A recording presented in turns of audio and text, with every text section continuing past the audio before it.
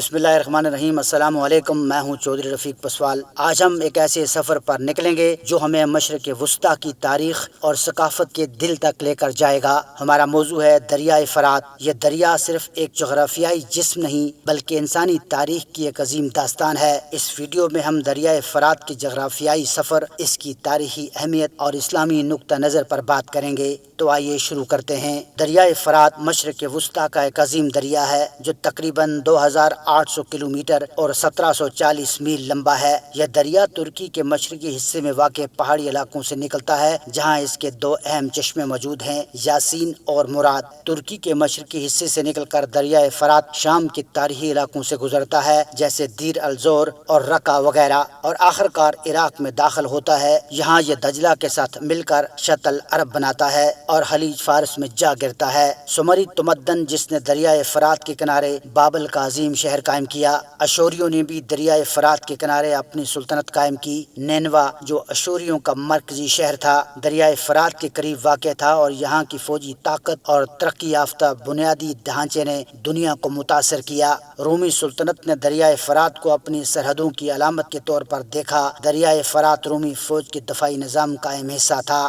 اسلامی دور میں بھی دریائے فرات کی اہمیت برقرار رہی۔ یہ دریا خلافت عباسیہ کے عہد میں تجارتی راستے اور زراعتی مرکز تھا۔ دجلہ و فرات کی وہ سرزمین جسے انسانی تہذیب کا گہوارہ کہا جاتا ہے۔ فرات کا دریا کو ارارات سے نکلتا ہے، جس کے دامن میں واقع جھیل وان اس کا نقطہ آغاز ہے۔ یہ وہی کو ارارات ہے جس کے بارے میں یہ دعویٰ کیا جاتا ہے کہ طوفان نوح کے ختم ہونے پر حضرت نوح علیہ السلام کی کشتی یہاں آ کر رکی تھی۔ یہ دریا جو اب خشک ہو رہا ہے، نمرود کی داستانیں، سیدنا ابراہیم علیہ السلام کا پیغام حق اور سیدنا امام حسین رضی اللہ تعالیٰ عنہ کی شہادت کا کربلا اسی دجلہ و فرات کے سرسبز میدانوں کی تاریخ ہے۔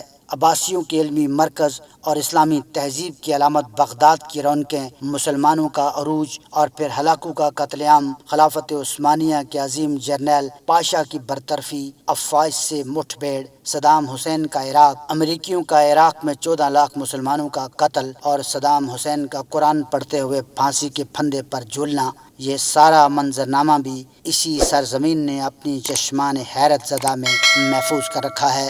فرات کا یہ دریا جو ترکی کے عرفہ شہر کے قریب سے شام میں داخل ہوتا ہے اور پھر فوراً بعد عماق اور دابق کے ان وسیع میدانوں سے گزرتا ہے، جہاں رسول اللہ صلی اللہ علیہ وسلم کے مطابق آخری بڑے معرکے نے برپا ہونا ہے۔ رسول اللہ صلی اللہ علیہ وسلم نے فرمایا، قیامت اس وقت تک قائم نہیں ہوگی یہاں تک کہ رومی عماق یا دابق میں آئیں گے، اور پھر ان سے لڑنے کے لیے ایک لشکر مدینہ سے روانہ ہوگا۔ اسی حدیث کے آخر میں یہ بشارت دی گئی ہے کہ اس لڑائی کے بعد پھر مسلمان قسطنطنیہ یعنی استنبول کو فتح کریں گے، یعنی یہ شہر جو اب ترکی کا حصہ ہے اس وقت تک دوبارہ اہل مغرب کے قبضے میں جا چکا ہوگا۔ اسی فرات کے دونوں جانب دیر الزور کا میدان ہے جو تیل کی دولت سے مالا مال ہے۔ اس تیل کے ذخیرے پر ابھی چند سال پہلے ہی امریکہ اور روس کے درمیان جنگ ہوئی تھی، اور امریکہ نے روس کی یونٹ کو سیٹلائٹ کی مدد سے ڈرون حملوں سے تباہ کر کے اس کی ویڈیو بھی جاری کر دی تھی۔ یہ تیل کا ذخیرہ شام کا ہے، جبکہ عراق کے تیل پر جنگ عظیم اول سے لڑائی جاری ہے۔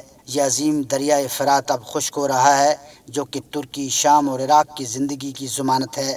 ترکی کی خبر رساں ایجنسی نے کچھ عرصہ پہلے یہ خبر دی تھی کہ دریائے فرات کے خارمارا علاقے میں کام کرنے والی ایک فرٹیلائزر کمپنی کو اپنے علاقے میں 39 لاکھ اونس سونا ملا ہے، اور جب اس کمپنی نے اپنا سروے مکمل کیا تو اس کی حیرت کی انتہا نہ رہی کہ یہ سونے کے ذخائر دنیا کے 5 بڑے ذخائر میں سے ایک ہیں۔